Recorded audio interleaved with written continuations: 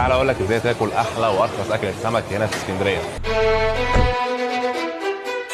الموضوع بسيط جدا، بتيجي هنا السوق الشعبي بتاع الاسكندرانيه، بتبدا تنقي السمك بتاعك من محلات السمك الكتير اللي ورايا ديت، او من المكان اللي احنا بنسوي فيه دوت، وبتبدا تديه للرجاله هنا ورايا علشان ينظفوه ويبداوا يسووه. المكان سوق الميدان هنا في اسكندريه، واللي بتبدا تدخله من الشارع ده هتلاقي قدام السوق شاطئ بحري المميز ده اللي هنرجع له تاني علشان ناكل فيه. بتبدا تدخل الشارع من هنا وبعد شويه هتلاقي السوق واللي فيه كل حاجه، وطبعا منهم السمك. خد لك لفه واعرف الاسعار وحاول تشوف السمك الفريش واشتريه بسعر كويس.